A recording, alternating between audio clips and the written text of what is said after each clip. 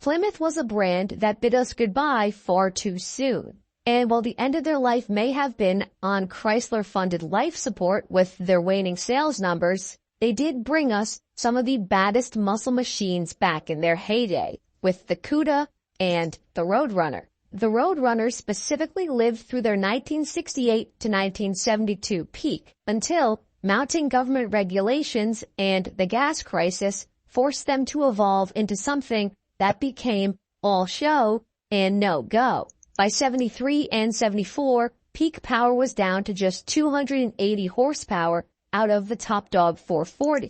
And by 1976, the Roadrunner was now just a nameplate slapped onto the Plymouth Valere, the replacement for the economy-focused Duster, which it remained as until it was killed off in 1980. But what most people don't know is that in 1975, the Roadrunner got an entire redesign on that initial B-body platform that would last for just 1 year, which kept the big block alive for one final hurrah in the Roadrunner. This is the story of the 1-year Mopar Malaise era wonder, the 1975 Plymouth Roadrunner.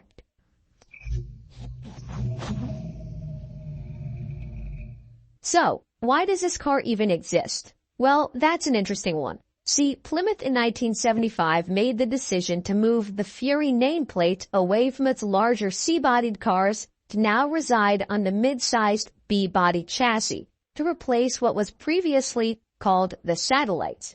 And these larger C-body cars, which used to be the Fury, would now become the Grand Fury.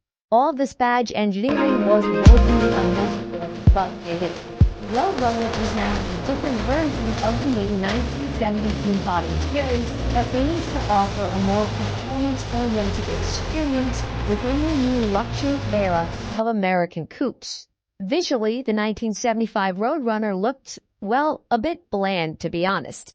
It was painfully similar looking to the 1975 Fury. Now, it managed to keep the similar wheel arch design from the 73 and 74 Roadrunners, but the front end looked a lot like the Fury and also a lot like a 1975 Chevy Malibu, which did not help the new Roadrunner differentiate itself like the old ones did with their brash graphics and vibrant colors. There was no more spoiler on the back, and the rear trunk on the 75 cars now had a center bulge in it, which served as a mural for the new and very Star Wars-esque Roadrunner graphics. You also got a set of side stripes on the new Roadrunner, but that was it. No fancy hood scoops, none of that. But it was not all bad. The 1975 Roadrunner continued on with the same core B-body chassis as its better-looking older siblings, which meant that while this car looked nothing alike, it still did share the same core DNA of the Roadrunners that we all know and love. With a 115-inch wheelbase, the Roadrunner maintained the same wheelbase as it had since '71.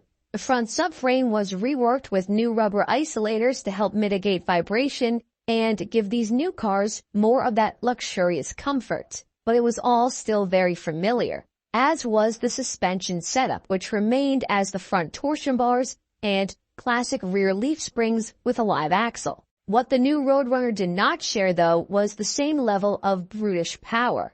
And if you are into brutish power, then you should definitely check out Ridge. Because right now, Ridge is doing a massive sweepstakes where the winner can get a Hennessy Velociraptor, a gold-plated Cybertruck, or $100,000 in cash now through September 13th. And the best part, you can even enter for free. Or if you want to purchase one of their awesome wallets, pens, luggage, or other accessories that will also get you entered to win, with every $1 spent giving you one entry to win. I know for me that Hennessy Velociraptor sounds like a pretty amazing daily driver, but let me know which of the 3 prizes that you would take. And all you have to do to get entered is go to ridge.com/rarecars or click the link below in the description, and you never know. You might be coming home with a new truck or $100,000 in cash after doing so. But now, back to the video. This was 1975 after all. A base model Corvette was now making just about 160 horsepower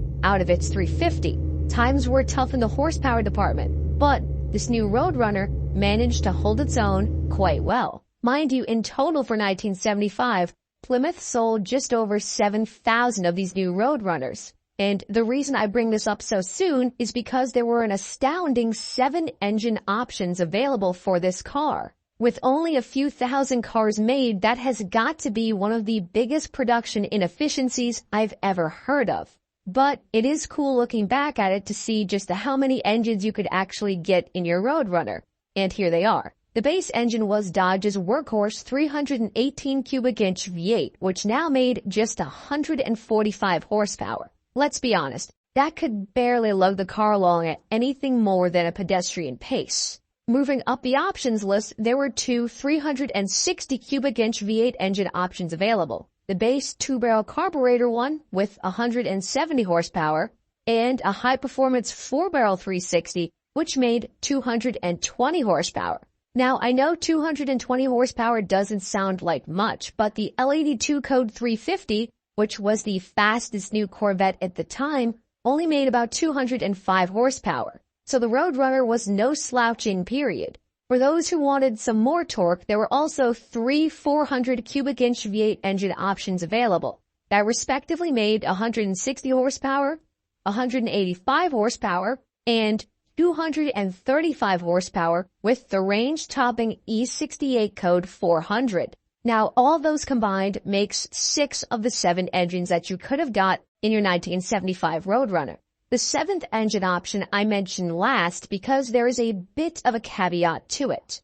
Technically, there was a 255 horsepower, 440 cubic inch V8 available in the Roadrunner, but only for the police package-equipped cars. Now, most of us are not cops, so we could not have gotten that package, but allegedly, a few of these engines were able to have made it into a few production Roadrunners or civilian use by people who had an in to order with the special code for these cars.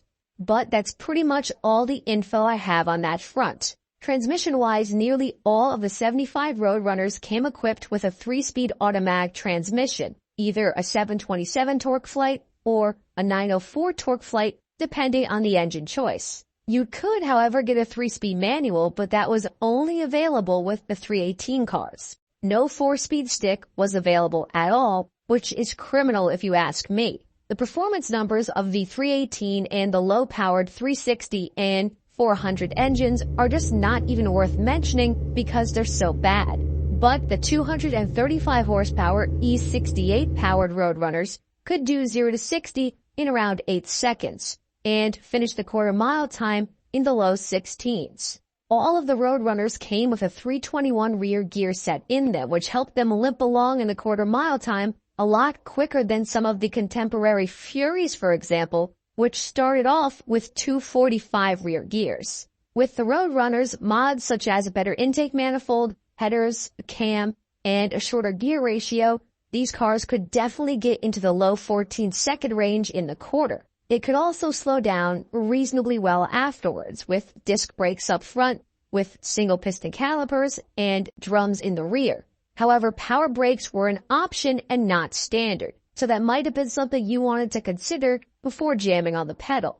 The interiors of the Roadrunner were designed to provide both comfort and style, featuring plush seating options that catered to various tastes. Buyers could choose between sporty bucket seats or an optional bench, each upholstered in pleated vinyl, available in a range of colors to complement the car's exterior. And for those who want to go wild on the inside of their Roadrunner, the vibrant and eye-catching Sundance interior scheme would do the trick. This unique pattern added a pop of color to the cabin, extending to the door panels for a cohesive, stylish, and hip 70s look. The carpets were thick, the sound deadening was better, and overall, compared to the 74 Roadrunner, this new interior was a much more luxurious place to spend your time. At a base MSRP of just $3,973 according to Haggerty, the new Roadrunner was priced competitively with other cars in its class and offered some really good performance numbers for its day. And allegedly, the plan was to continue on producing the B-body Roadrunner into 1976. But a last-minute change of heart, which included poor sales numbers and shifting market demand, saw the Roadrunner nameplate switch to the smaller F-body in 1976 instead. leaving the 1975 Roadrunner sort of in a weird spot of its own. It is a real Roadrunner, and it had a somewhat potent V8 available, but its vanilla looks and added luxury, while fitting for the time, made this Roadrunner far different from its brash, performance-oriented brothers, which is why this one I don't think is looked upon as fondly. So let me know in the comments down below if you think the 75 Roadrunner deserves more recognition, or would it be better for the sake of the Roadrunner nameplate